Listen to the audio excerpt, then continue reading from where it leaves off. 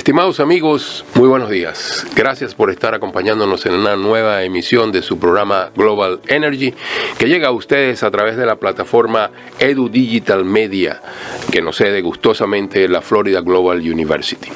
En el día de hoy tenemos un invitado muy especial, pronto lo vamos a anunciar, sobre un tema que vamos a insistir sobre él en las próximas semanas porque creemos que es muy importante, la matriz energética que debe ser definida en cada país. Creo que tiene un sentido importante esta intervención que con nuestro invitado tendremos hoy en su programa Global Energy. Sin embargo, para comenzar, como lo hacemos ya costumbre, vamos a comentar un poco sobre la situación del mercado, los precios en el mercado. Como ustedes pueden ver allí en la lámina, si tomamos como punto de referencia el 6 de enero, el Día de los Reyes, lunes 6 de enero, teníamos un precio de 63.30, 63.30 era la cotización del WTI al cierre del Día de Reyes en Nueva York. Y ustedes ven allí esa curva descendente realmente pronunciada y que hoy nos lleva a una apertura de 57.90, casi $5.50, $5.60, es una caída realmente importante en tan poco tiempo, en apenas 2 semanas. Hoy es martes 21, por cierto, un día muy frío aquí en el sur de la Florida, en Miami.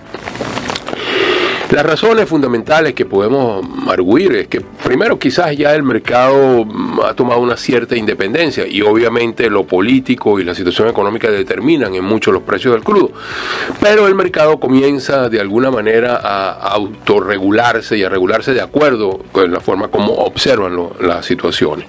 Sin duda alguna, la baja tensión en la tensión que nosotros hemos observado sobre una posible confrontación entre Estados Unidos e Irán ha dictado alguna pauta y definitivamente el mercado se mantiene alerta pero pasivo y ha permitido que bajen los precios del crudo, teniendo en consideración que la probabilidad de una confrontación bélica abierta cada día tiene menos probabilidades, aun cuando se mantienen seriamente las amenazas de actos de terrorismo alrededor del mundo, y en eso sí definitivamente hay una alerta máxima en muchísimos países. Por otro lado, la firma del acuerdo preliminar entre Estados Unidos y China para los asuntos de comercio también ha relajado de una manera importante la tensión sobre los precios del mercado. Sin duda alguna, establecer unas relaciones adecuadas, aun cuando podríamos estar pensando que va a haber una recuperación en la demanda del suministro al reactivarse algunos proyectos industriales que venían siendo enfriados en China. Yo creo que el mercado también entiende que hay suficiente crudo por allí y que es muy probable que este aumento progresivo en la demanda, dada la activación comercial, pues va a tener una repercusión quizás en los próximos meses, pero no en lo inmediato. Y por último, hay un hecho significativamente importante. Guyana ha adelantado el inicio de su producción petrolera. Estaba previsto estaba supuesto que en el mes de febrero comenzara la producción de 120.000 barriles por día por parte de ExxonMobil como operador en el consorcio que hizo el gran descubrimiento en la zona o en los pozos que hemos llamado Liza. Pues bien, Guyana adelantó la producción y a partir de finales del mes de diciembre del año 2019, comienzo del 2020, ha activado esa producción de 120.000 barriles y ya ha exportado su primer 1.000.000 de barriles. O sea, Guyana emerge en el mercado como un exportador neto de crudo. Esto de alguna manera también es una noticia que al mercado ayuda pues a que los precios del crudo se mantengan a la baja. Como dato curioso, como siempre lo decimos, cuando los precios del crudo aumentan, los precios de la gasolina, sobre todo aquí en el sur de los Estados Unidos, sube por el ascensor a una velocidad vertiginosa. Pero cuando los precios caen, los precios de la gasolina bajan por la escalera, van muy lentamente. Nosotros vimos el aumento cuando llegamos a los 63.30, vimos los precios de la gasolina aquí en alrededor de $2.55, $2.60 dólares por galón. En este momento estamos en 57.90, aún mucho más abajo de los 60 que teníamos a finales del año pasado, donde teníamos precios de la gasolina a 2.30, los precios de la gasolina se mantienen entre 2.40 y 2.45. Esperemos que en el transcurso de esta semana los precios puedan bajar por lo menos 5 a 10 centavos con relación al precio actual. Pues bien, esto diríamos sería un resumen de lo que ocurre en el mercado petrolero actualmente y vamos a entrar de lleno ya con nuestro invitado. Estamos hablando de nuestro amigo que nos visita aquí por segunda vez, ¿verdad? De Eduardo Betancourt.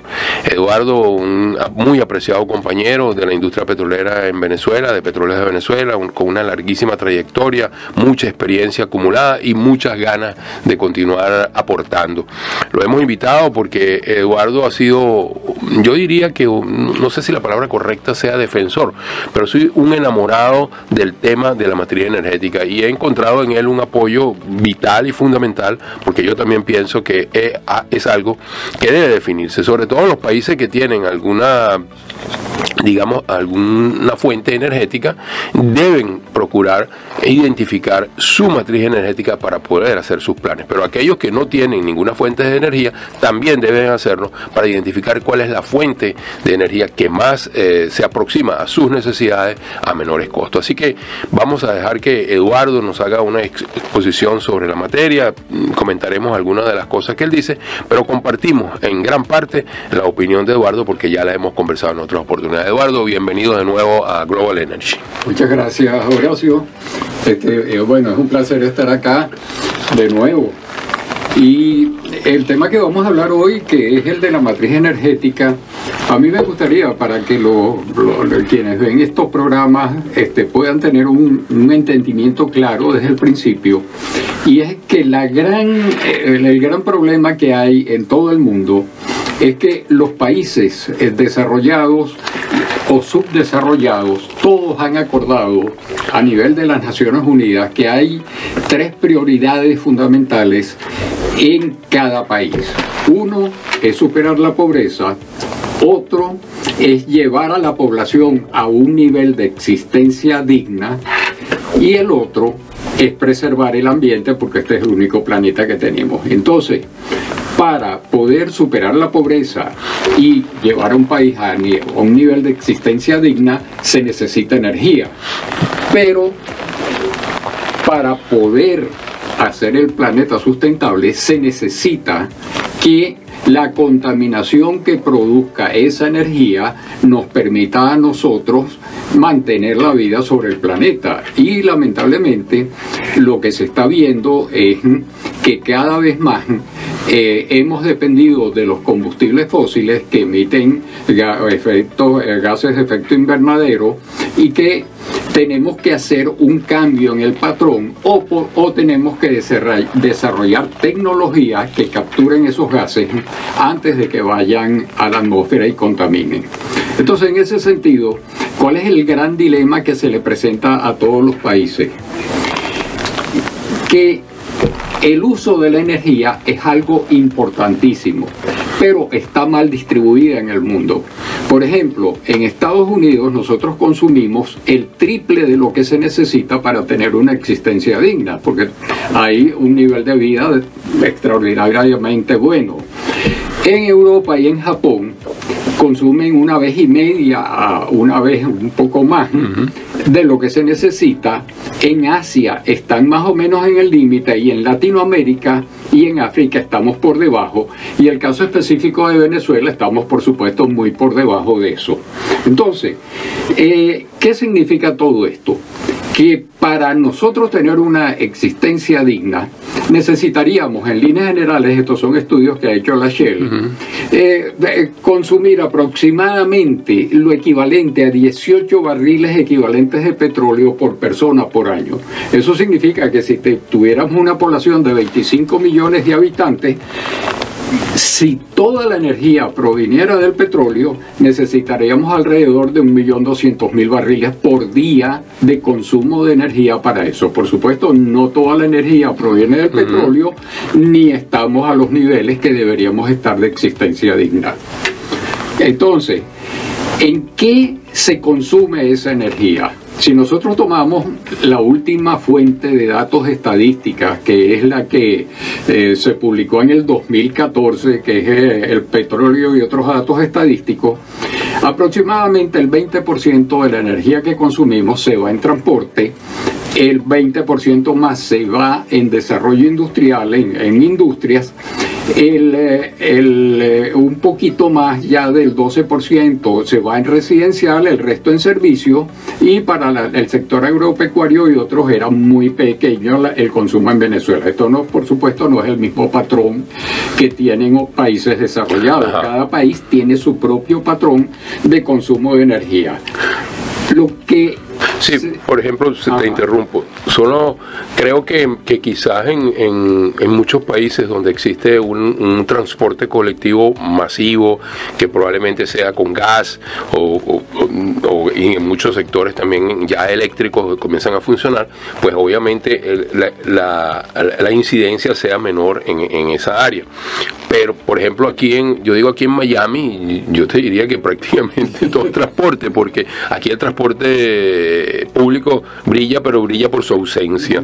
Y entonces hay una demanda muy grande en el consumo. Entonces, esto que está acá, que tú acabas de decirnos, por supuesto, al venir del petróleo y otros datos estadísticos, es un indicador, unos indicadores que están ubicados en el 2014 para Venezuela. Para Venezuela. Okay. Ahora, la gran pregunta que tendríamos que hacernos viendo hacia el futuro: ¿cómo sería ese patrón de consumo si cambiáramos mañana el sistema político de Venezuela, si empezáramos de verdad a trabajar para un desarrollo?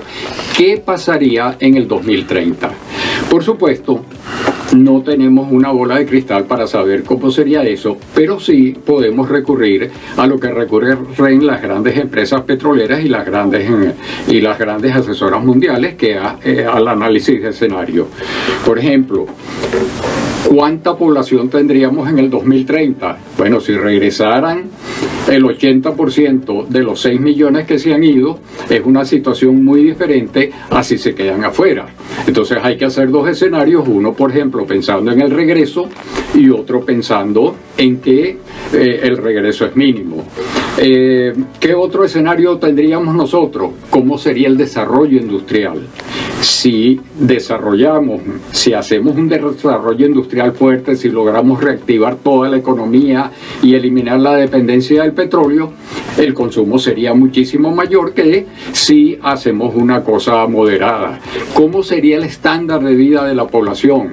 Si mantenemos un estándar de vida muy bajo como el que hemos mantenido, es muy diferente así subimos el estándar de vida, etcétera, etcétera. Entonces, ¿qué es lo que hacen las grandes empresas petroleras y qué es lo que hacen las grandes organizaciones como la Agencia Internacional de Energía, etcétera? Proyectan esos escenarios en un rango desde un escenario mínimo a un escenario máximo para saber qué consecuencias tiene eso en el consumo a futuro. Ahora, tengo una observación, no sé si sea pertinente. Yo creo que nosotros estaríamos en todo caso siempre partiendo de un escenario que sería por debajo del escenario del vivir dignamente, porque estamos por debajo de ese escenario y necesitaríamos por lo menos 18 barriles equivalentes de petróleo para que eso fuese así. Entonces pareciera que el primero que nos deberíamos plantear es ¿qué necesitamos hacer para tener una vida digna? O sea, eso.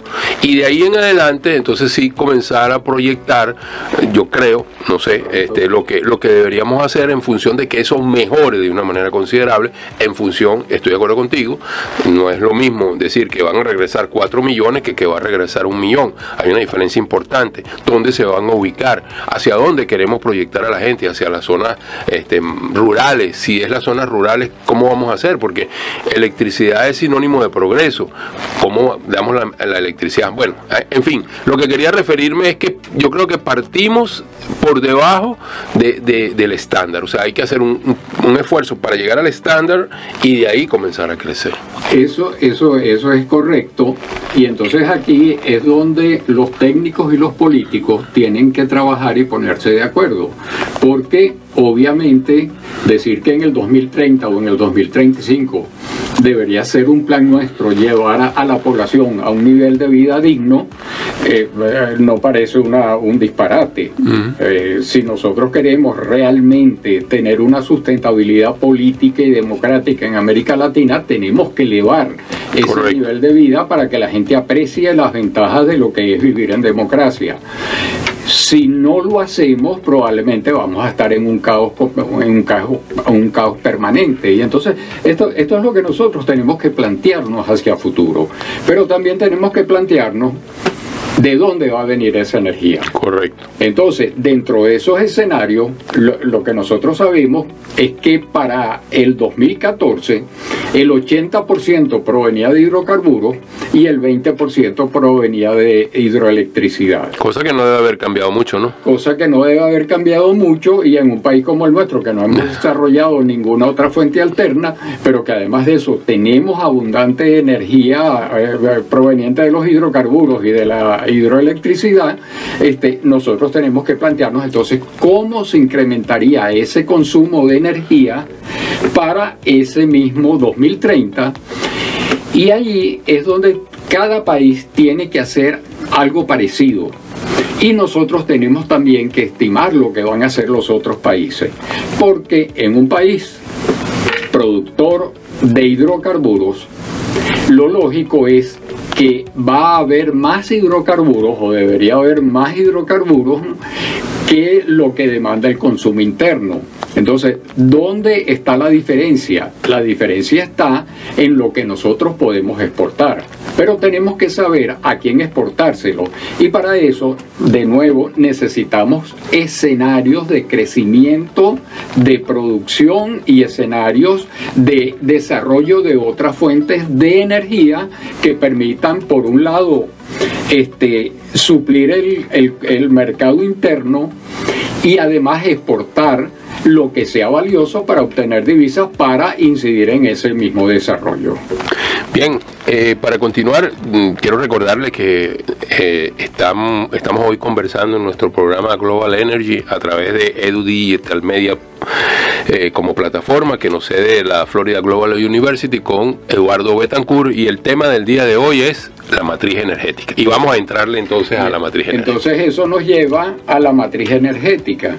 Entonces en la matriz energética nosotros tenemos que estimar, por un lado, el consumo interno nacional en un escenario de 10, 20 años, 30 años, y por el otro lado, las oportunidades a nivel internacional, teniendo en cuenta lo que está pasando actualmente, y es que cada vez más se están desarrollando fuentes alternas de energía limpia, pero que todavía no son suficientemente ni económicamente rentables, ni con la capacidad para producir la energía que se necesita. Hasta tal punto que incluso en los escenarios más conservadores, más exagerados de desarrollo energético mundial, todavía para dentro de 20, 30 años, el petróleo, el carbón y el gas van a jugar un papel relevante todavía, solamente que va a haber una disminución de ese papel porque necesitamos disminuir la contaminación que producen esos combustibles fósiles. Entonces, esa matriz energética, por un lado, tiene que estimar la parte nacional, y por otra parte, cuáles son las oportunidades a nivel internacional de aquí a 20, 30 e incluso 40 años, para compararlo con nuestras posibilidades, tanto de producción de hidrocarburos como producción de hidroelectricidad, termoelectricidad, carbón y otras, y de esta manera poder saber nosotros dónde es más conveniente desarrollar cada fuente y qué posibilidades tiene cada fuente, tanto en la parte industrial como en la parte doméstica, en la parte interna como en la parte internacional. Sin esto, nosotros estaríamos desarrollando una industria a ciegas. Correcto. Sin saber cuáles son las posibilidades, tanto en el escenario peor como en el mejor escenario, y entonces no sabríamos ni siquiera a qué socio nos interesa buscar, qué qué inversiones nos interesa hacer, dónde debemos ubicar las facilidades fiscales, etcétera, etcétera. Sí, hay cosas que son demasiado evidentes. Por ejemplo, uno siempre oye que sí, tenemos todas las reservas del mundo, somos de los primeros, pero son unas reservas de crudo extra pesado, además con alto contenido de azufre. Todas las tendencias en el mercado internacional te dicen que cada vez se va a reducir más la presencia del azufre y cada vez van a buscar tipos de crudo, tipos de energía, probablemente el gas, que es todavía más limpio, y entonces ahí entra una contradicción. ¿Para qué vamos a desarrollar todos esos volúmenes crecientes si no vamos a tener después un mercado? Entonces yo creo que eso es un poco también, a lo mejor estoy equivocado, a lo mejor sí va a haber mercado, a lo mejor Asia es capaz de absorber todo eso, no importa cuánto azufre tenga, pero eso necesita un análisis, requiere de un análisis, requiere de una exposición, de una discusión para poder tomar decisiones. Así que yo coincido plenamente contigo, la matriz energética es vital para poder hacer un plan de país, y creo que además está muy bien explicado: oferta, demanda, y entonces tienes oportunidades y necesidades. Lo que requerimos en el mercado local es una necesidad, porque no tendría ningún sentido que no lo atendiéramos correctamente, y después ver en el internacional dónde están las oportunidades y contrastarlo contra las reales posibilidades que nosotros tenemos internamente de generar ese tipo de energía. Claro, y teniendo en cuenta que nosotros no solamente somos ricos en petróleo, no solamente somos ricos en gas, no solamente somos ricos en la parte de hidroelectricidad, sino que las condiciones mismas de nuestra naturaleza en Venezuela nos permiten desarrollar fácilmente energía solar por ser un país tropical, energía eólica por ser un país costanero. Entonces nosotros mismos tenemos que plantearnos cómo vamos a desarrollar nosotros esa energía, y eso teniendo en cuenta que hay solamente una ventana de oportunidad en el tiempo antes de que venga una declinación total en el uso de hidrocarburos. Entonces, hace apenas 20 años, la gente se preocupaba si iba a haber suficiente hidrocarburos para poder responder a las necesidades energéticas de crecimiento poblacional en el mundo. Y por eso muchos países se ufanaban de que, bueno, nosotros tenemos grandes reservas y tenemos reservas para 100 años, para 200 años, y porque se pensaba que a medida que se agotaran esas reservas, entonces iba a subir desmesuradamente el precio de los hidrocarburos, como efectivamente subió en una época, y que en un momento dado entonces nos iban a hacer falta. Pero ahora, con los nuevos desarrollos tecnológicos, más bien lo que está pasando es que probablemente muchos de los hidrocarburos que nosotros tenemos van a quedar en el subsuelo para siempre. Entonces, esa ventana de oportunidad para poder explotar, vender y usar los hidrocarburos que tenemos es bien importante aprovecharla, y para eso tenemos que llegar a consensos nacionales que no son que tienen que ser basados en criterios técnicos, y convencer al sector político de que tenemos que trabajar todos, independientemente de ideología, en un futuro totalmente diferente para nuestro país, como lo tienen que hacer los demás países bajo su propia realidad. Fíjate, Eduardo, yo tenía ahí una observación quizás muy puntual, porque cuando uno habla con el mundo político no comprenden algunas cosas y no tienen por qué comprenderlas si uno no se las explica correctamente, ¿no? Entonces yo creo que nosotros tenemos una responsabilidad importante en explicarlo adecuadamente para que las decisiones que se toman desde el punto de vista político sean las decisiones correctas. Entonces yo creo que no podemos eludir esa responsabilidad. Y cuando yo hablo de los crudos pesados, no estoy hablando de que los crudos pesados son malos per se, no, de ninguna manera, y me lo demuestra lo que ocurre hoy en el mercado. El diferencial entre los precios de los crudos livianos y pesados se ha cerrado porque los grandes productores de crudos pesados en este lado del hemisferio, como son México con el Maya y Venezuela con sus crudos de 18, 16 hasta 22, 23 grados API, se ha caído de una manera importante. ¿Qué trae eso como consecuencia? consecuencia, que la cotización de los crudos pesados en el mercado sea muy alta, porque la mezcla de crudos pesados con crudos livianos hace que muchísimas refinerías puedan hacer procesamiento, sus corridas de una manera óptima. O sea, los crudos pesados son necesarios. De hecho, en los años 80, solo para recordar y dejarte la parte final, nosotros hicimos una labor de mercado extraordinaria. Hicimos un mercado en los Estados Unidos de 300.000 barriles de crudos pesados, aparte de lo que estábamos colocando en Citgo. O sea, hay un mercado para los crudos pesados, es lo que quiero decir, pero no es ilimitado, y además hay que hacerlo adecuadamente y hay que hacer un estudio de inteligencia de mercado realmente importante. Así que yo creo que la matriz energética y las consideraciones que tú estás poniendo sobre la mesa hoy deben ser tomadas en cuenta, y tenemos la obligación además de explicarlas adecuadamente. Así es, y yo creo que programas como este precisamente son los que nos sirven para que nosotros podamos orientar al público, porque primero que nada, la opinión pública tiene que conocer más sobre lo que nos está pasando para que podamos de verdad llegar a consensos que realmente sean efectivos.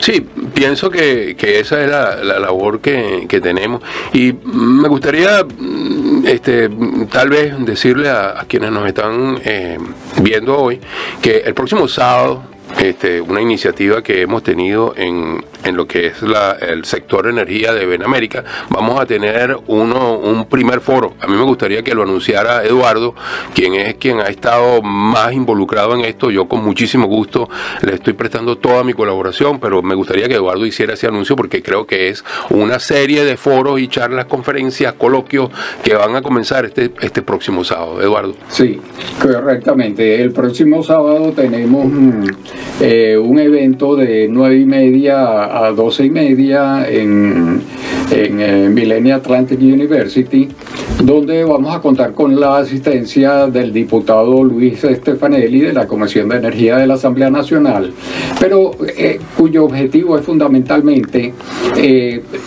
discutir entre técnicos y políticos lo que es una realidad que nos va a trascender a la situación actual, de manera de poder ir creando una conciencia y además una confianza entre políticos y técnicos sobre cómo enfocar el problema de Venezuela. Y bueno, y seguramente más adelante, ya cuando la Florida Global University complete sus aulas presenciales que están próximas a tenerlas, pues seguramente vamos a poder contar también con este espacio acá con toda seguridad. De modo que quedan ustedes invitados. Es una iniciativa del sector energía de Benamérica, y la idea es que podamos incluir a la mayor cantidad de gente posible para que tenga este conocimiento, y al mismo tiempo compartir todos estos conocimientos e intercambiar ideas que están relacionadas con el mundo político. Yo creo que definitivamente es lo que podemos hacer por los momentos, es lo que estamos intentando hacer, son nuestras recomendaciones, las recomendaciones del sector de energía, de muchísimos de nosotros preocupados porque definitivamente esto pueda ser un cambio importante cuando se produzca un cambio en el modelo político en Venezuela. Eduardo, muchísimas gracias por tu presencia. No te vas a liberar de una próxima invitación, no vayas a creer eso, muy pronto te tendremos. Hay otro gran amigo que está muy interesado en la materia energética, que próximamente lo vamos a tener acá, que es Andrés Tremante, profesor de la Florida International University, y bueno, vamos a ir intercambiando esto para que de alguna manera creemos conciencia de la importancia que este tiene. Bueno, esto ha sido todo por el programa de hoy, del martes 21 de enero, un frío martes aquí en Miami, insisto en eso. Este programa llegó a ustedes, Global Energy, a través de la plataforma Edu Digital Media, que nos cede la Florida Global University, y solamente nos queda decirles hasta la próxima semana. Gracias por su audiencia.